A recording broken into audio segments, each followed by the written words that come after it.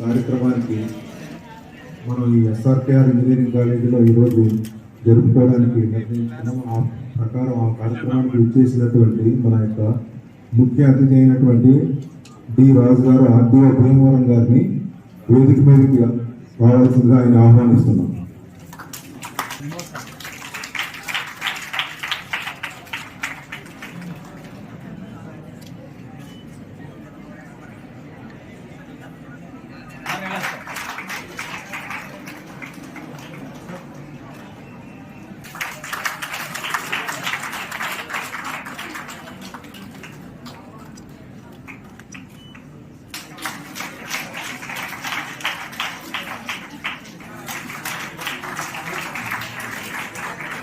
అలాగే ఈనాటి యొక్క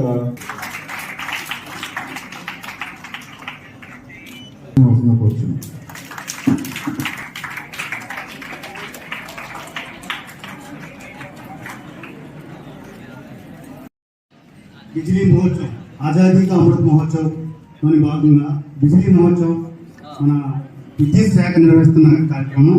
దీనికి మనం ముందుగా జ్యోతి ప్రజ్వలనం చేసి స్టార్ట్ చేస్తున్నాం. సో అందరూ ముఖ్య అతిథులు కూడా జ్యోతి ప్రజ్వలనం రావాల్సిందిగా కోరుతున్నాం.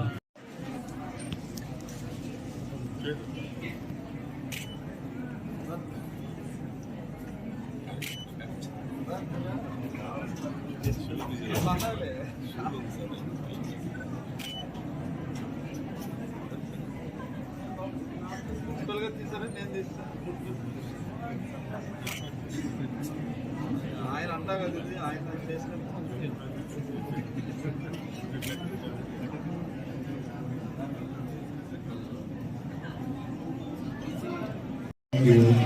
తొలిపొలుపుగా ఈ యొక్క కార్యక్రమం యొక్క జిల్లా నోడల్ ఆఫీసర్ అయినటువంటి టి శ్రీనివాసరావు గారు, డీజీఎం ఎన్టీపీసీ గారు ఈ యొక్క కార్యక్రమం యొక్క ముఖ్య ఉద్దేశం మనకు విద్యుత్ రంగంలో జరిగినటువంటి మన భారతదేశంలో రాష్ట్రంలోనూ జరిగినటువంటి ఈ గత 75 yearsలో ఉన్నటువంటి అభివృద్ధి అవన్నీ కూడా మనకి విపులంగా విశదీకరిస్తారు. వారిని దీని గురించి మాట్లాడవలసిందిగా వారిని కోరుచున్నాం.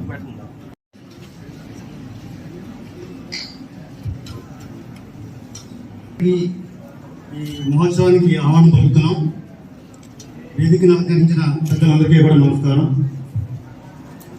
ఈరోజు మనం ఆజాదీ కా అమృత్ మహోత్సవ్, మన భారతదేశ ప్రభుత్వం ఎంతో చొరవతో తీసుకున్న కార్యక్రమమే ఆజాదీ కా అమృత్ మహోత్సవ్. ఇది మన దేశ 75 సంవత్సరాల స్వతంత్ర పరిపాలన, ఎంతోమంది ఈ గొప్ప చరిత్ర కారకులైన వారిని, గొప్ప సంస్కృతిని, ఎన్నో విజయాలు అద్భుతాలని స్మరించుకునే కార్యక్రమం ఆజాదీ కా అమృత్ మహోత్సవ్. అలానే ఎవరైతే పరిణామాత్మకమైన ప్రయాణానికి కారకులే కాకుండా ఇంకా ఉద్దేశంతో మన దేశ ప్రధాని ఇండియా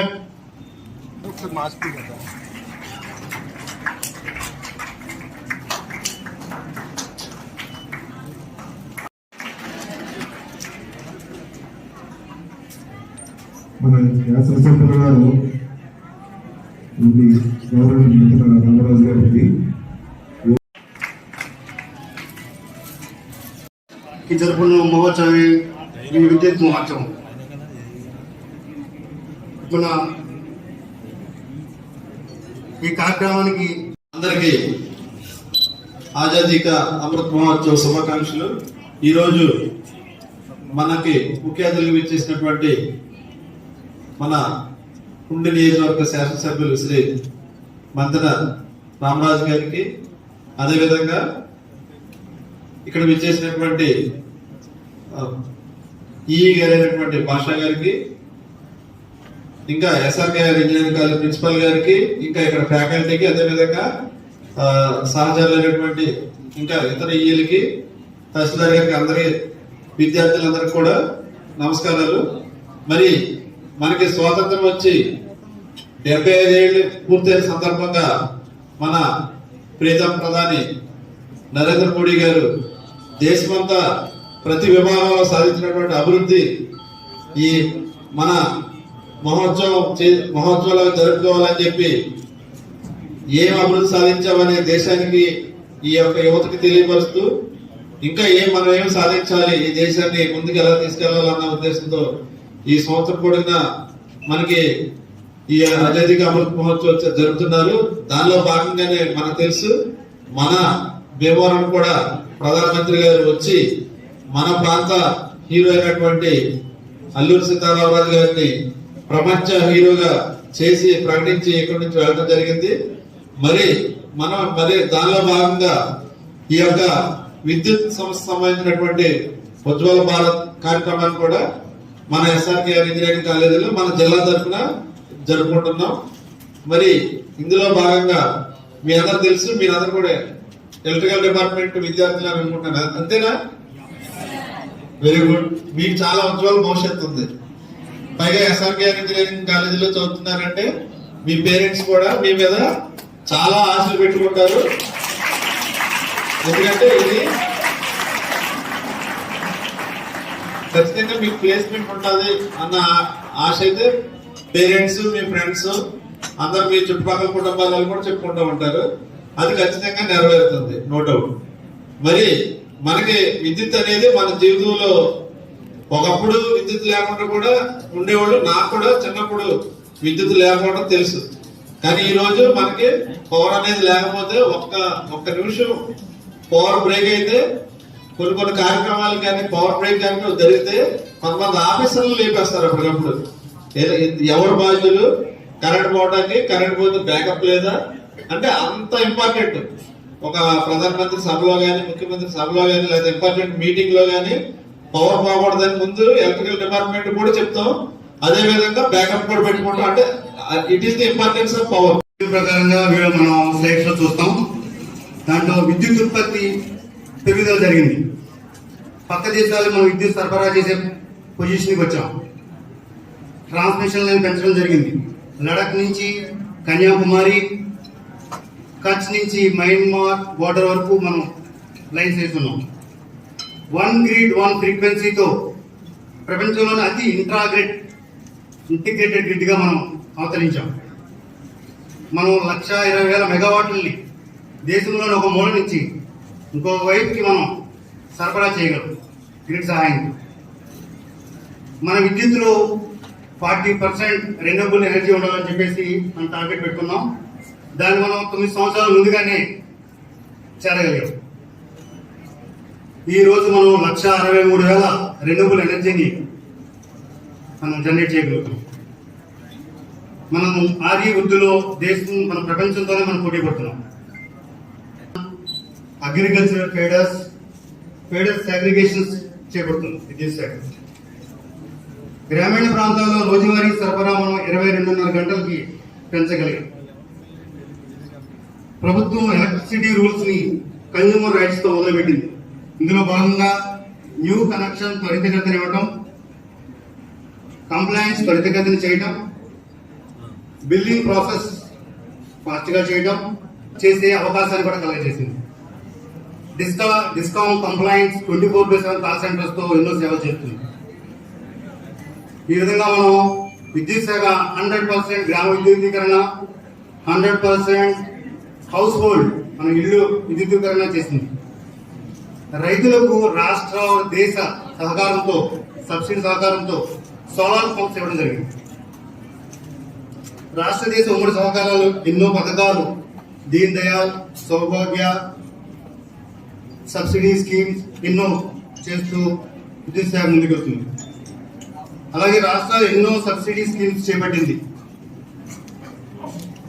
అగ్రిలో కానీ, బార్బర్ షాప్స్ కానీ ఇట్లా ఎన్నో స్కీమ్స్ వాళ్ళు చేస్తుంది. ఇలా ఎన్నో విజయాలతో విద్యుత్ శాఖ దేశ ప్రగతికి తోడుగా నిలుస్తుంది. మరి ఇటువంటి విద్యుత్ మనకి స్వాతంత్రం వచ్చిన కాబట్టి నెట్వర్క్ ఇందాక మన నోడల్ ఆఫీసర్ గారు చెప్పారు, చాలా అంచెలంచెలు ఎదిగి మనం ఇతర దేశాలకు కూడా ఇవ్వగలిగే స్థితికి వచ్చాము. మనకి భవిష్యత్తులో మీరు vision 2047 at the rate of 2047 అన్నారంటే అప్పటికి మనం ఈ విద్యుత్తులో తీసుకురావాల్సినటువంటి విప్లవాత్మక మార్పులు ఆల్రెడీ మార్పులు మొదలైనవి. ఎప్పటి నుంచో మన పంచవర్ష ప్రణాళికలు అనే మన భారతదేశానికి అభివృద్ధి సూచికలుగా, అదేవిధంగా భవిష్యత్తులో ఏం చేయాలని ఒక నిర్మాణాత్మక ప్రక్రియ ద్వారా మనం చేసుకుంటూ ఉంటాడు. దానిలో భాగంగా అనేక విధాలైనటువంటి సాంప్రదాయ విద్యుత్ వనరులు దాటి సాంప్రదాయేతర విద్యుత్ వనరులు అంటే మనకి ఎప్పుడు మనం వాటర్ అండ్ జల విద్యుత్ అండ్ ఇంకోటి ఏంటి కోల్ నుంచి తీసుకొస్తాం.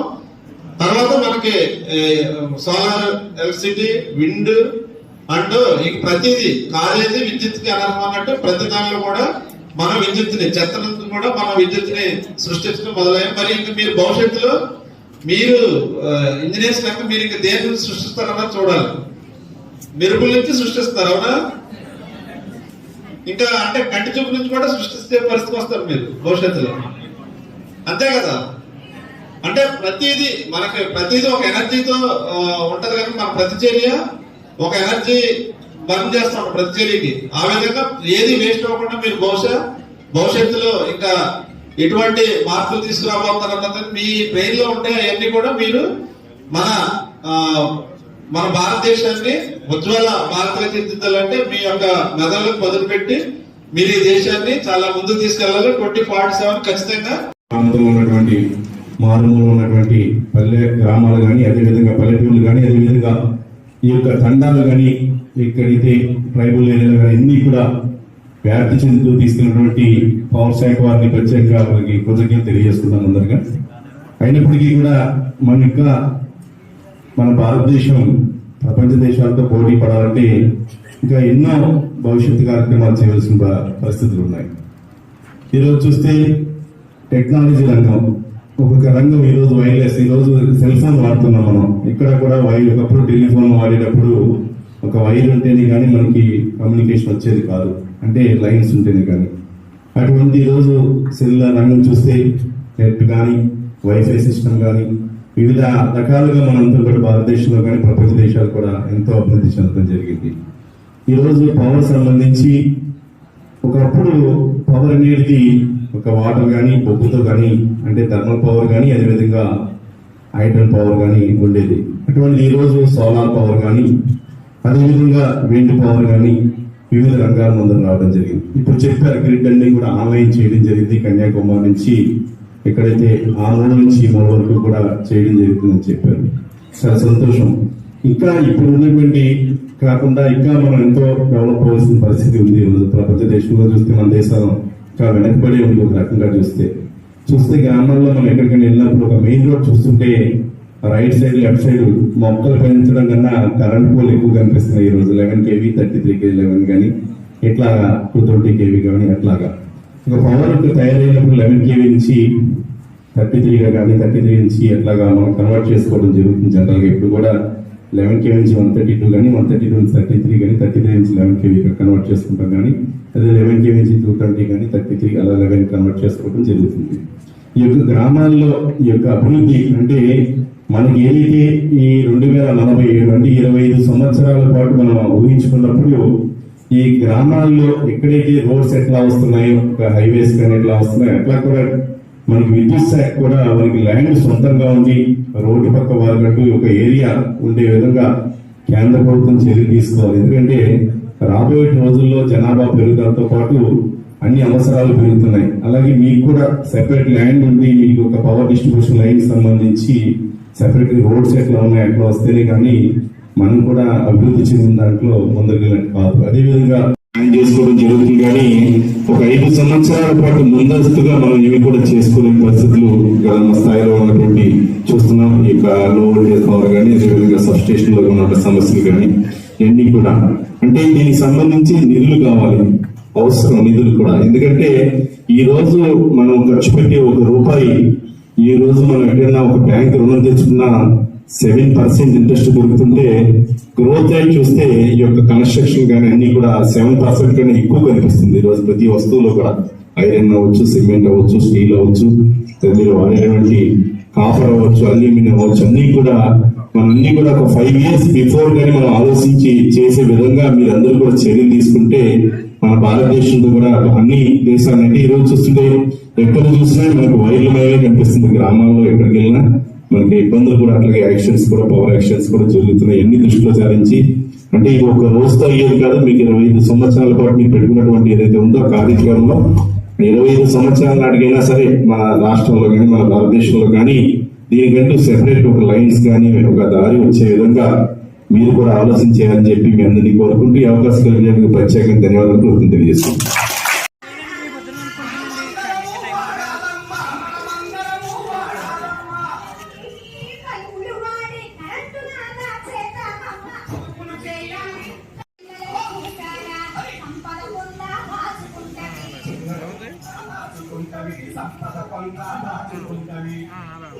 అలాగే అట్ ది సేమ్ టైం ఇప్పుడు నేషనల్ ఇప్పుడు దీంట్లో ఉజ్వల భారత్, ఉజ్వల భవిష్యత్తు, విద్యుత్ 2047 అని అలాగే అన్నిటిలో కూడా సెంట్రల్ గవర్నమెంట్ మంచి ఇనిషియేషన్ తీసుకుంటున్నది. సో ఆ ఇనిషియేషన్ బట్టి మనకి హైయర్ ఎడ్యుకేషన్ వాళ్ళు మైనర్ ఇంజనీరింగ్ అనేది ఇంట్రడ్యూస్ చేశారు. సో మైనర్ ఇంజనీరింగ్ ఏంటంటే మీరు సాఫ్ట్వేర్కి వెళ్ళాలన్నా సాఫ్ట్వేర్ మూవ్ అవ్వచ్చు. దానికి అడిషనల్ గా మీరు మీ కోర్స్ సబ్జెక్ట్ లో కూడా బ్రహ్మాండంగా సక్సెస్ అవ్వచ్చు అనమాట. కాబట్టి ఈ ఫెసిలిటీస్ ని మీరు అందరు ఫస్ట్ ఇయర్ లో ఉన్నారు కాబట్టి చాలా బాగా ఉపయోగించుకోవాలి. మీరు ఫస్ట్ ఇయర్ లో ఉన్నారు కాబట్టి ఇంకో మీకు విషయం తెలుసు, ఈ మధ్య మనం రీసెంట్ గా చాలా డెవలప్మెంట్ చేస్తున్నాం కాలేజీకి.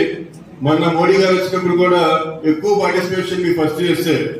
కాబట్టి పార్టిసిపేషన్ తోటి ఆల్ ఇండియా లెవెల్లో సోషల్ మీడియాలో మనకు చాలా ఫోన్లు వచ్చినాయి.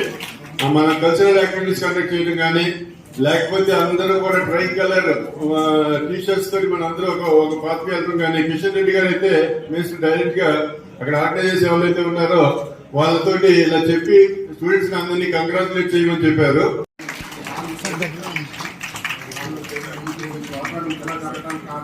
ప్రిన్సిపల్ గారే మన వరకనే హాల్లో ప్రోగ్రామ్ చేసుకోవడానికి పర్మిషన్ ఇచ్చినందుకు ధన్యవాదాలు సార్. మీకు ఇన్ఫ్రాస్ట్రక్చర్ ఒకటి మనందరికీ తెలుసు. ఇందులో భాగంగా మన యొక్క ఈ పశ్చిమ గోదావరి జిల్లా యొక్క అభివృద్ధి ఇందులో ఒక ఇన్ఫ్రాస్ట్రక్చర్లో, అలాగే కన్జ్యూమర్స్ ఇచ్చేటువంటి సబ్సిడీస్లో కూడా గత 3-4 సంవత్సరాలు మనకు జరిగినటువంటి అభివృద్ధి ఇందులో తెలియజెప్పడం అనేది జరుగుతుంది.